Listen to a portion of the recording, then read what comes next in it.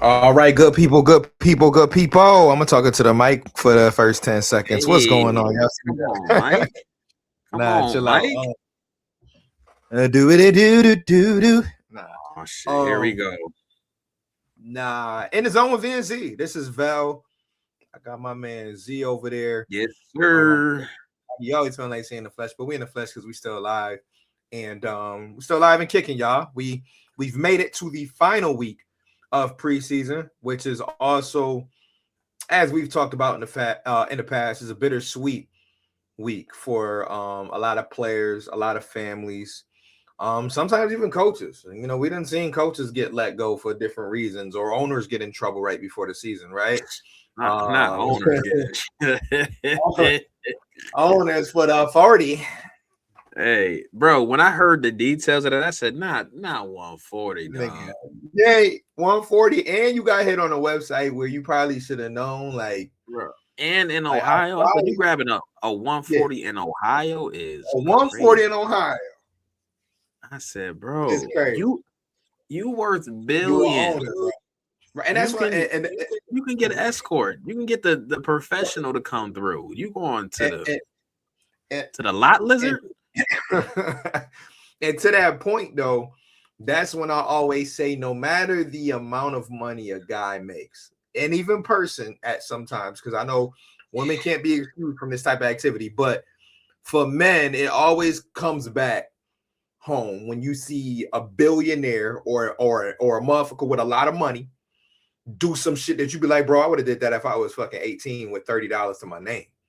I would have I paid the 20 I'd have and went wished the on back. Broadway or Yeah. Sycamore Well, and that grab nah, one see, of I them, ain't, one of them lot yeah, nah, it get crazy out there. I thought you was at least gonna say some shit like, Nah, I bro. don't I know, went straight to the Broadway strip. You want to get Lockport. crazy? Nah, but it's just funny seeing dudes with a lot of money still make dumb decisions like that. And like we call that a dumb decision because we already know, like nowadays in 2026, like it's one thing if you go on Craigslist or you click on the file back in 2013 because you're curious, right? I think in the age where buying, you know what was becoming a thing, like especially for our age group, like we know our OGs knew about different ways of buying women and all that, but like for us, it was like, oh, Craigslist. There was a couple applications out there, right? We won't name them all. There was a couple, we'll call them dating apps that was out there to hook up. Man, it was a lot of stuff going on back then, but now, like, you would Bro, think the 20. really? How do you get caught up with that in 2026 That's what I'm as saying. a Like, owner of a professional yeah, franchise, someone zero with awareness. enough money to pay for whatever you want? Like, I And just don't understand. I'm sorry In we gotta start. Ohio, no Yeah, disrespect to Ohio, but yeah. I know Ohio it is wasn't like the highest class of Ohio is the trailer parks of the U.S. Along with like right. on this coast, Yeah, right? We know what's on not the the other side. Midwest and a trailer park, bro. Yeah, nah, you was wilding, bro. I could see if they would have caught you in the strip club because it'd be millionaires, billionaires in the strip club. They could Anything, have caught you in there sliding. I mean, here, take the extra 1K. My man said for but the 140. For but the a 140 trailer burger. park in Ohio is I'm crazy. not assuming she looked that good either. Like, I'm sorry we No, started a ain't no spot like this. way, bro. Ain't no way. This is a trailer Imagine he park was getting woman in catfished anyway, though. Ohio. I guess technically he did Like get catfished, but I'm he like, was talking to the feds the whole time. That's even right, worse. the whole time, He in there showing talking to some everything, dude. That's the showing part that's everything. crazy. Right, and That's, that's how you know he really don't got no awareness. Because I'm the type, bro. You're not about to fool me. I got catfished one time. I still talk about that shit when I was living on Tamarack, and I never looked at online shit the same way. I did, but I didn't. But it was just like you I always said, gotta be yeah, extra like cautious. that. Like, hold on, what's that reply sound? Wait, well, hold on. Send him because the one time it got me, I was okay. Who was with me that time? I think it might have been Chris and Lou. And this is story time to start before we get on the bills. And I was talking to this girl on this app. I don't know what kind of app it was. And then it was like, oh, meet me off Seneca, blah, blah, blah. Like like it was some weird shit, but I was like, you know what? Whatever. I got my whip. I meet her over there. Girl don't even want to basically turn around. So she hop in my car. Like, mind you, I'm wilding because I'm letting a Oh, total you let stranger her get in hop my in the car. car? Hop in Wow. the Mingo. with the side joint too, like not even trying to like turn around. I'm like, yo, she hit me with the woof. I said, oh, so you not, so you, oh, so what time you said? Oh, you got cut. Oh, my boy said, what? Lou, you said you got to get, you said you got in a car accident. I ain't go to that extreme, but our dad was like, yeah, I got to dip in like 5 minutes, bro. Like, I got to go. Because now you playing. Like, what we doing? You know it's that. So anyway, that's like 2012, 2013. But it just is funny because, you know, you fast forward, like you said, in 2026, if you getting caught with scams, period, because I know scams get tricky now. Don't get me wrong. There's a bunch of different scams out there. So I'm not even going to try to act like, hey, listen, scammers gonna scam regardless. They got their ways. But you can't get caught up with the prosthesis in Ohio as a NFL owner. That's it. I have spent way too much time talking about this topic, but I know it's just how we ended up starting. Every other week we get straight to it, or some weeks we play around. I said, yo, sometimes you got to get to it. Like, where's your support circle? Who was you with that was like, yo, hey, Jed, you probably shouldn't be going to this trailer park. I will say, not to give him no excuses. They did mention that he went recently over the last year or so through a separation. So yeah, and I don't know. Separation blues. I don't know what that sound like. I don't know what that looked like. Bro, my man, he ended up in a billions. There are professionals that you can just have handle that. I mean, granted, I guess I'm about to say for the low, but not even for the low school. Like, but not for the 140, dog. Yo, you can damn near. That's the lot lizard. But the crazy part is, like, kind of like you just alluded to it. Not that we got to really dive into this, but like, you got that much money. You know how many different bars / strip clubs / different places you can walk into with like, that money. What was this? Just Rush Hour 2 when they was in that parlor and they had all the women lined up. Like, you could have had that. You worth billions. I was about to go there. I was about to go there, but I didn't want to go there. Like, you can go to the parlor and be like, listen, I know you charging $80. You could have went on your Deshaun Watson. But you went. You would have been better off. She had no teeth. I know she missing teeth, bro. Yeah, 100%. Ain't no way she got a mouthful of teeth. She ain't combed the hair in about 4 weeks. You know, the dog barking because he hungry. You know, quiet down. Get in there. Seneca cigarettes too, man. So you're like Senecas and Budweiser. Talking about so you're Bob 19798. Yeah, with 11 digits after the name, like, yo, bro, you not low. I mean, I had the body count, but hey, man, yo, come on, bro. You like listen. This public shame is enough. Is enough punishment for my man, because you about to get caught with a solicitation charge in Ohio, and now you on front page of sports news. Like, dang, that's tough. 49ers having the worst offseason on earth. It like, really it don't. Is, though. You got the owner getting arrested for prostitution. Your coach getting into a car accident. You got all these injuries left and right. You got the electronic station or substation, whatever, next door, catching all this media coverage. Like, it's not a good time to be a 49ers fan right now. These boys, especially when the Seattle just came off a Super Bowl. Right. You ain't and the Rams was being the Rams. Right. The Rams doing Ram stuff, being the best team in the league. And they lucky Arizona suck. They lucky. Because if it wasn't for Arizona, they'd be the laughing stock of that division. But shout out to Jed York. Big up to Ohio. But hold on, and it was a city I never even heard of. Like, you in middle of nowhere, Ohio. You're not in Cleveland. You're not in Columbus. Something like that. You in Palatine,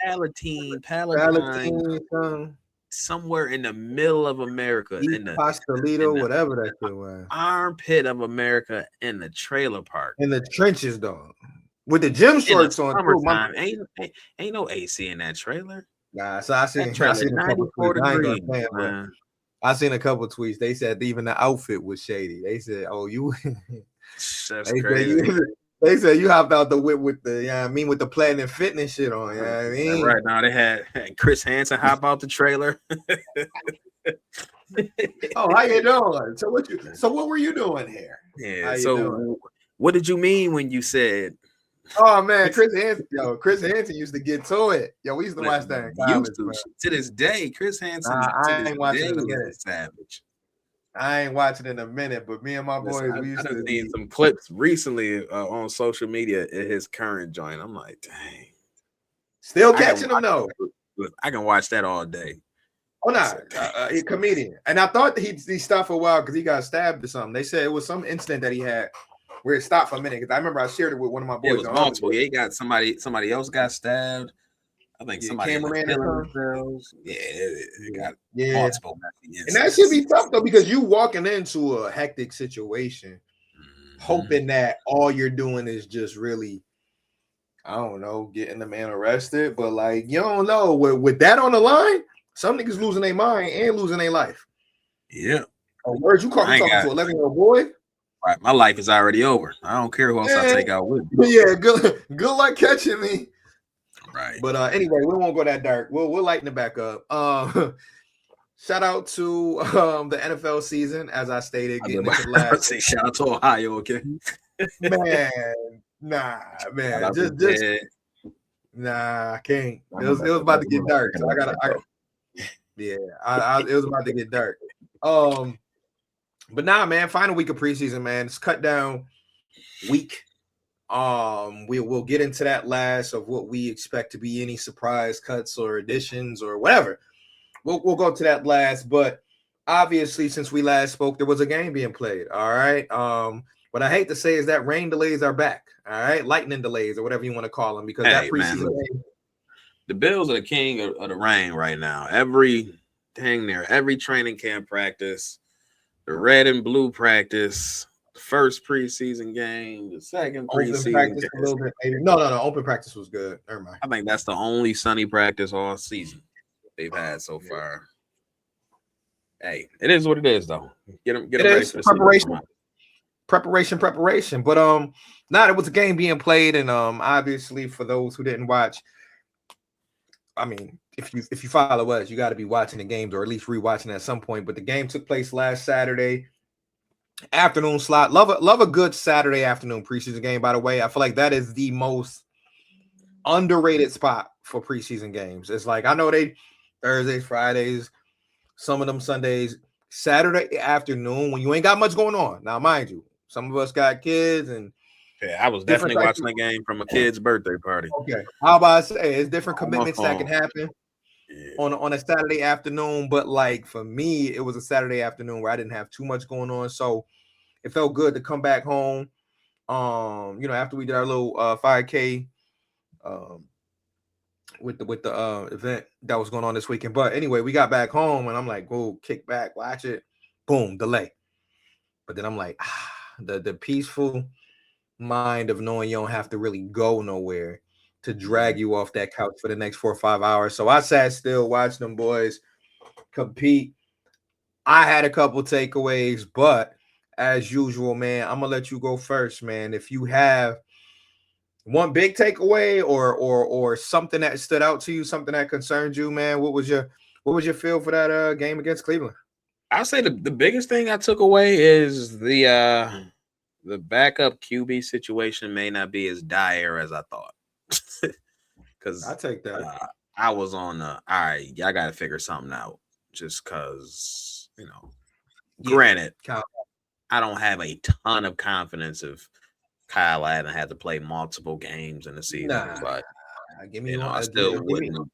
Yeah, he can't fill Josh's shoes, but he looked all the bit of a capable backup quarterback. Yes, I agree. So he definitely looked to be in command.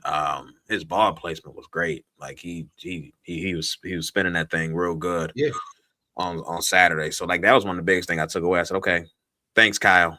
Thank you for giving me a little bit of a breather, because I can see like, all right, even if you got to come in for a drive, or two. Okay, we good. So just seeing him get out there, giving the receivers the chance to make some plays. And that was definitely nice to see. But that was really my biggest takeaway, man, was just that backup QB spot. Because even when Shane Buechele came in, he played a halfway decent game himself too. So that was really my biggest takeaway was, all right, you got out of that one, you got out of there without any more major injuries to key players, right? I know a couple people got banged up in the game. Drew Bowery, I think, left with an injury, but again, a game where most starters didn't get any run, which I was perfectly fine with. Getting these young boys a chance to get some snaps, I was good on my end. Yeah. I'll say for me it was two on defense, and then I guess I'll give one on offense real quick, and that was the I think the number 6 wide receiver spot outside of Skylar Bell. We know he'll make the team. That position to me is really wide open, just because Mecole Hardman, as we most saw, kind of struggled in the game early, with a couple drops, and then he made up for it with a touchdown, and that I think late second or third quarter. But Trent Sherfield decided to pop up, and from what I've heard in camp, he's been pretty steady, business, like a businessman, just steady Eddie, knowing where to be, going out, showing off his ability to kind of get open and make tough catches. So I really like what I saw from Sherfield, and now it really left me thinking after the game, could that be a bubble spot where we see a shift in what some thought might have been, 60-70% Mecole Hardman gets the last wide receiver spot on the team. Now I may shift that more towards Trent Sherfield just because of the special team aspect, and not really talking about return game, but just what he can give you on special teams, period. And then we know in a blink of an eye, if he got to step in and be the number 4, 5, whatever, we know he can step out there with DJ Moore and those other guys and still make NFL plays. So, shout out to Trent, kind of making himself back noticeable to those fans who forgot about him. And then on the defensive side, one positive, one negative. I'll say one positive was Landon Jackson. Landon Jackson proved to make his presence felt early in that game, which I thought was important because, you're going against a starting quarterback, even though you can call Shedeur what you want to. He is starting quarterback in this league. But, whether he was putting pressure in the backfield or just making stops against the run game, I thought he pretty much outplayed Sanders. I know they don't play the same exact position, but he was more noticeable than Sanders since they both got extended looks in that much game. More physical for sure. Yeah, right. And like I said, I'm not trying to compare the two, but when you get drafted in the same draft and you on the D-line, we're going to look and see which one of y'all going to be at least a starter, for us that we can rely on. You know what I mean? We would have wanted more than that, but I mean, this year's to be determined, right? I said when on draft day, Walker popped more to me than Sanders. I know Walker's biggest thing with the back injuries and all of that and leverage and technique. But I'm like, I could live with that because we can coach that up possibly as long as the physical part stands up. But Sanders never popped to me in college. So the fact that it's been a year and some change now where we're not really seeing him blow off the screen. And like I said, it's not that he's making horrible plays. It's just I need my day 2 to kind of especially if you play the D-line. The D-line is not a spot where you get somebody day 2 of the draft and you just want them to be Star Latulippe. No disrespect, but it's just we need a little more than that. All right. And the Star Latulippe days are done. But on the back end, I think I was only worried slightly because I think Geno Stone might be falling himself off the depth chart and off the team. I think that there's a spot back there for one of the 3, possibly 2 of the 3, but between DeMar Hamlin, Sam Franklin, and Geno Stone, 1.5, 2 probably off that roster just because of the fact that I agree. You agree? Okay, because I was going to say the way that the young Bulls is playing back there, whether it's, Kilgore, Hancock, whoever you want to point to, we already know Cole and Gardner the starters, but I don't need all 3 of them veterans if y'all motherfuckers going to be out there. I'd say, honestly, at this point, I think you can put Sam Franklin's name in ink on this team. I think he's a core special teamer for the Bills. Like I mean, I wouldn't be surprised if he's a defensive or a special teams captain. Like I think he's going to be part of their core special teams. But I think there's one spot between Damar Hamlin and Geno Stone. Like one of them boys is going to be gone just because of the depth that they have in the younger players, like you mentioned. So I definitely think one of those are gone. Is there a scenario where both of them can stay? I can see it, but I don't think that would be the highest of likelihood. And just going back to your point on I just lost my train of thought mid sentence. That's crazy. On offense, what were we talking about? Wow, the sixth receiver. Crazy. How confident are you that they're going to keep 6? Because now I feel like I'm on the fence between if they're going to keep 5 and if they're going to keep 6. Because especially if they say Ray Davis is going to be the primary punt returner, I think that knocks McCole pretty much right off the bubble and off of the team. So here's my thing. I think it's tough because I think that's, not that we go in the last preseason game of the year with question marks. I mean, you normally got a couple small ones, but the punt return nugget and that wide receiver nugget, along with, whatever else you want to do with the tight ends and the running backs because of the injuries. But I'm a little bit cautious of just saying, hey, Ray, you do kick returns and punt returns. Because I'm like, Ray did good with kick returns because the kick return rule gives the advantage to the runner, right? So you get essentially a head start as they coming down there. You catch the ball, now they can start running. It's not like you dipping the dodge and you got to be Dante Hall. So for running backs like Ray Davis, the reason why I think he was all pro because it was almost like read and react. Follow the hole, hit the hole, and go, right? Punt return to me is just slightly different because ain't no rules, ain't no wait till you catch the ball. They coming, and they coming quick. And I'm just not sold yet that Ray Davis can, just make a guy miss and then get upfield and really get us in great advantage. So I'm not saying that should be the reason why you don't go with him as a punt returner and you stick McCole in there just because of that one factor. But I'm kind of over the days, we've done it like 3 years out of the last 5 where we just stuck anybody back there at punt return and just be like, well, they'll catch the ball. They'll get us 7 yards. Like, I kind of do want a returner. And I know McCole hasn't broke one since he got here. He's gotten a couple, I think that was close. But, like, it ain't like the Roscoe Parrish days where you'll be like, oh, Roscoe back there. Roscoe might get you 20. He might get you 60. You know what I mean? But he was never going to be the safe one. So, I guess that guy may not be on the roster. So, I will add that. Like, they may have to go with Ray because it's just like, you know what? McCole not giving us enough. Yeah. Trent or McCole may not just be worth a roster spot just for punt return. Right. Because again, if they can have Ray do it and open up that roster spot somewhere else, that would definitely be to the benefit of the team. Right. And whoever's that, if they do keep 6,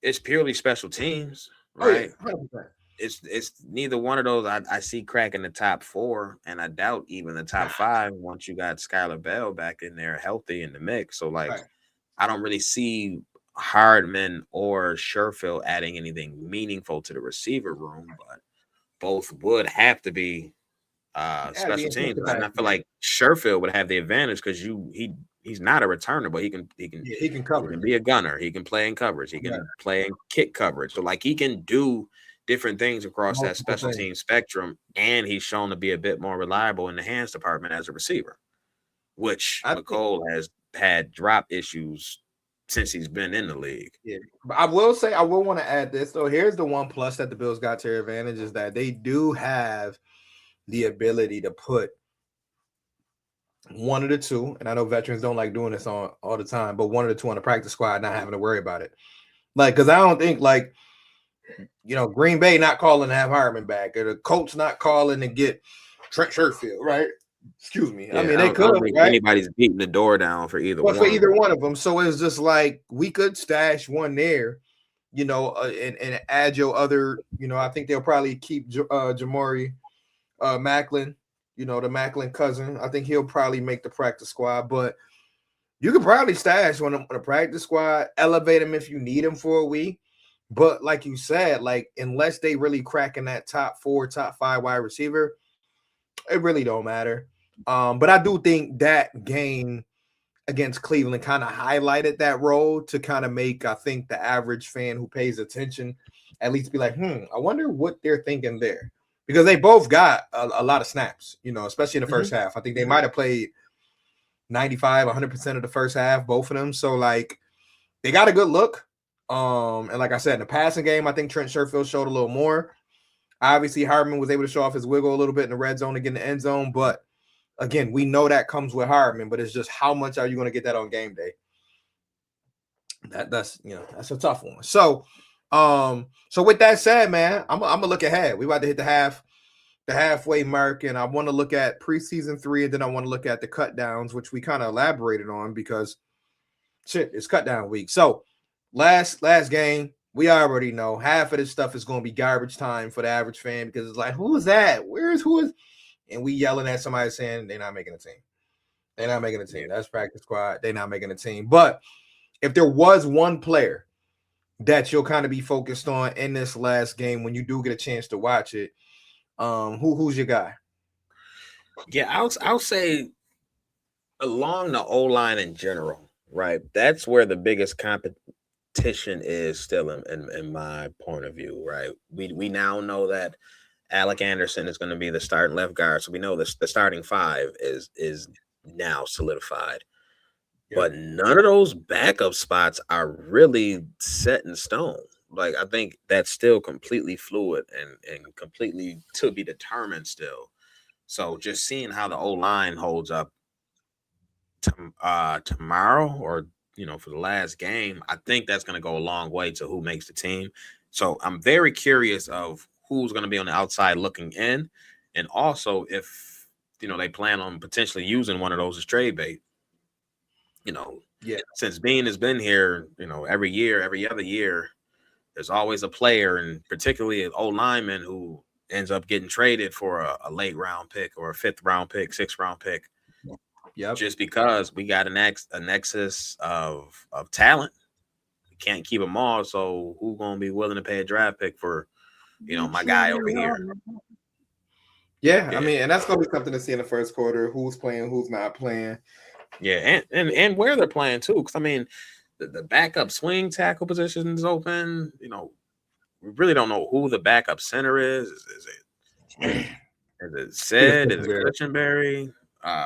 So kind of seeing how that plays out.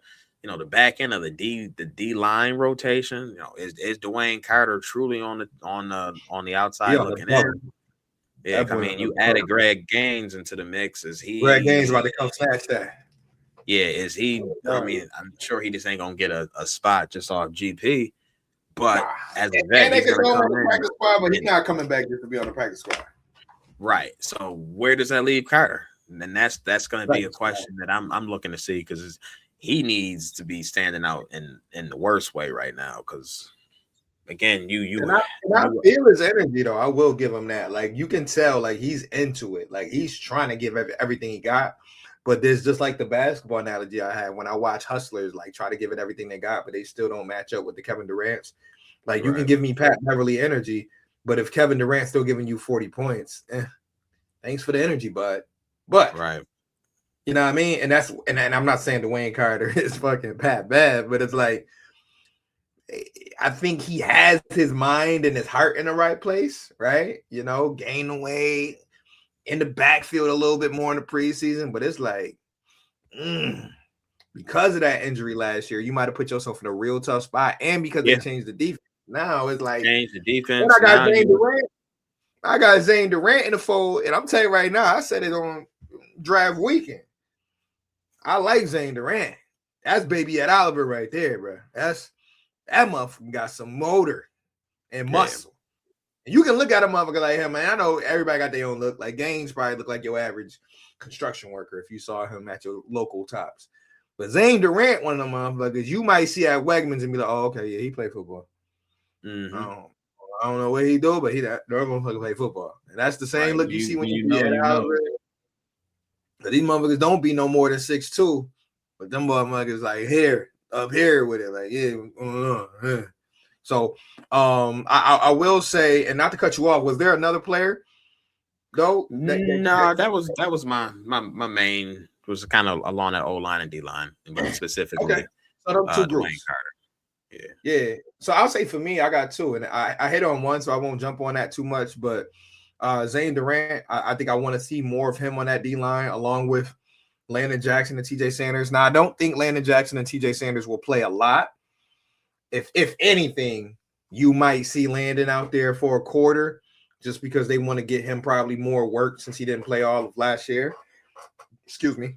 But I'll say on offensive side, everything I'm hearing is that Skylar Bell is going to pay. So I kind of want to see him. You know, with the backup quarterback. I'm looking forward to that. I mean, you've been hurt for what, 3-4 weeks now? Yeah, it's been a minute. Now with other receivers hurt and this being the last preseason game, this your chance to get bigger. Great opportunity. Great opportunity. And I think go ahead. Now, I was just going to say, I mean, this is a great opportunity for him to even get his feet wet before the regular season, because you would hate for your first game in the NFL is against the Houston. Yeah, first game in the NFL, you playing the Houston Texans. Yeah, let me go run up against Derek Stingley. And my first time ever stepping foot on a football field. Like, all right, do that if you want.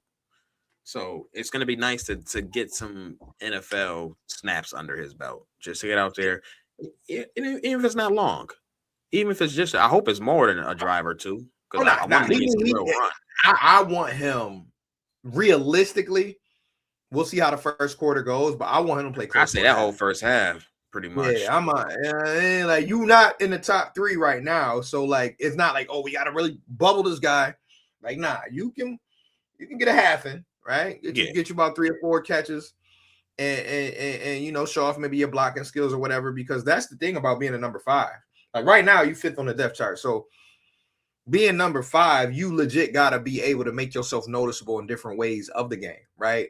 Right. Run blocking, underneath routes.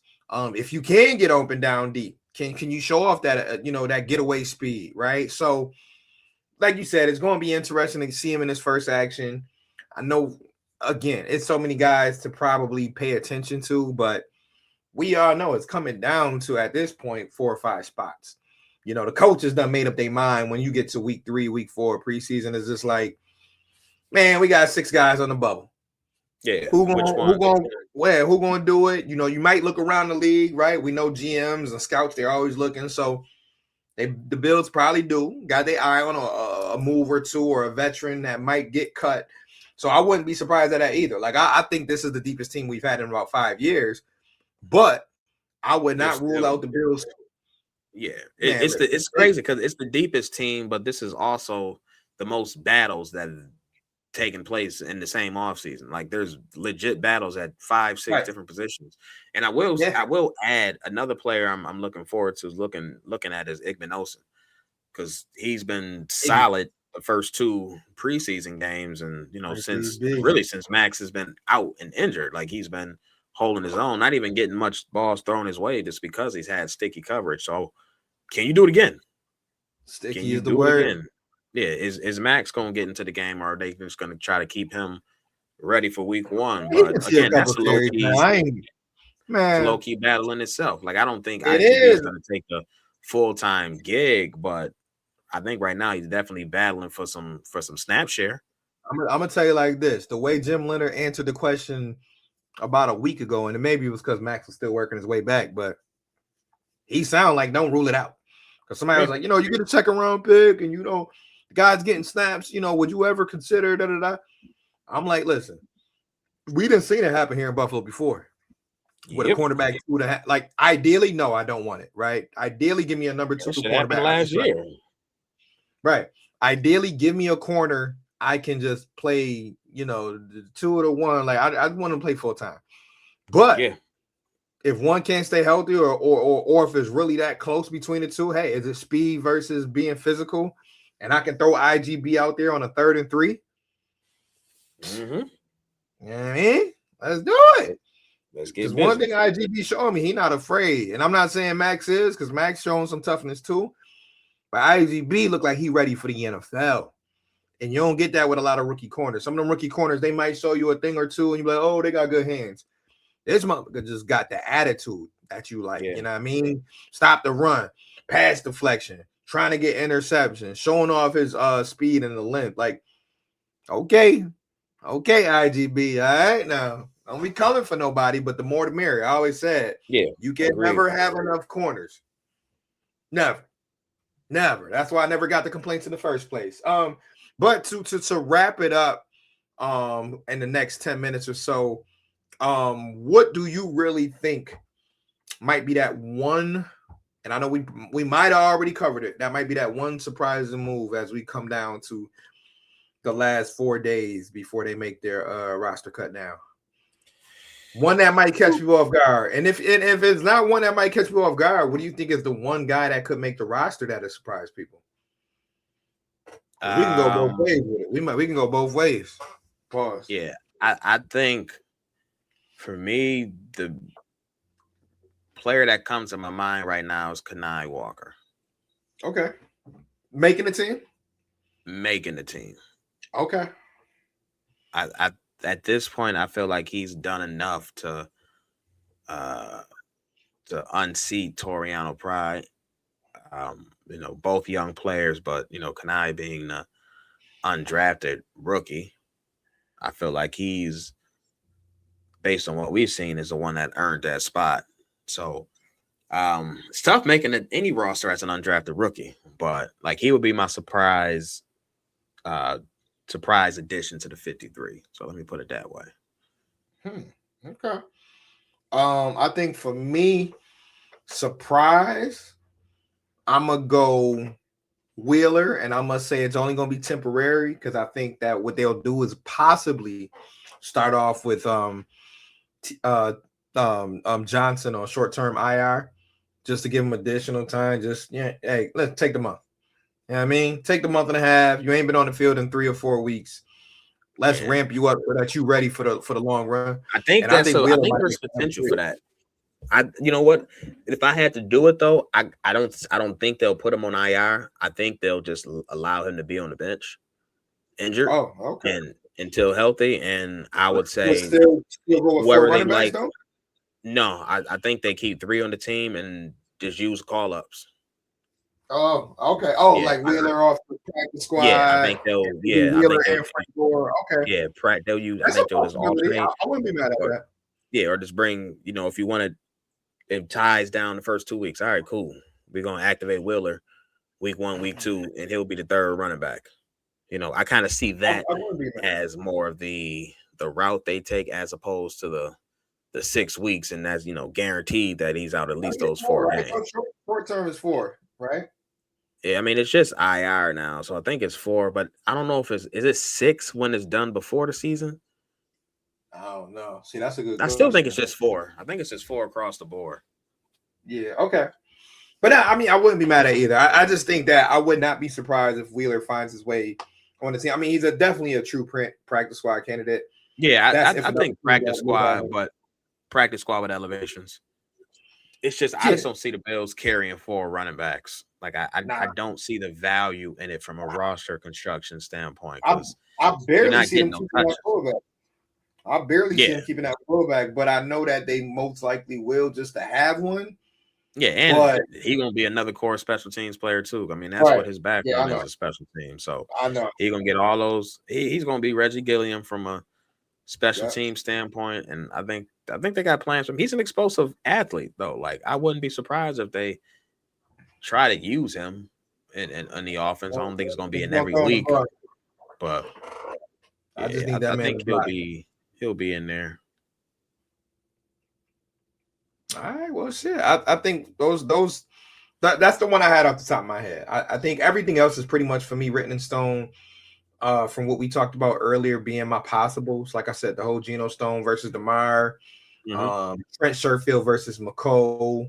We talked about the offensive line, D line. Who locks down that starting spot? Is it going to be TJ Sanders or I think backup center between Cushenberry and Said Van Pran Granger? I think that's a sneaky battle because I don't think they're going to keep 2 center onlys as depth players. So one of those maybe on the outside looking in might be a trade candidate, like you said, back into the D line room. middle linebacker or inside linebacker in this defense. Yeah, what do we got? It's Jenkins versus Anderson for me. Yeah. I don't know so if they beat them both. We got Buffalo Joe. We got Keontae Jenkins. Is there a spot for one? Is there a spot for both? Is there a spot for none? But all these decisions are going to be based on the numbers at the other positions too. Because if you go heavy at receiver, all right, so that's I got to go lighter somewhere else. So it's all tied together. But someone is going to be playing their way onto a roster, and a good handful of these guys are going to be playing their last game of football. I'll say it like this. Unfortunately, I'll say it like this. Come this last game, 2 players got a chance to do something about their position coming into this game. And I don't even think it's no more than that. I think they really got their mindset in a lot of places, but you got about 2 guys that have the opportunity this week to put themselves above the next person. And like Brady said, he said the Dorian Williams and the Eli Ramsor should not even over. So he won't even name a starter there. I mean, I know we getting into the last 2 weeks of the season, but like they not even giving nothing away when it comes to that. We know what the unofficial depth chart says, but I mean, who knows? Eli Ramsor could play the quarter of his life against some backups, and they'd be like, you know what, man, this dude just stayed to the ball. We like it. Guess what? Dorian, we know what you bring. Be our valuable backup and make sure you be out there on special teams, and we'll have certain packages for you.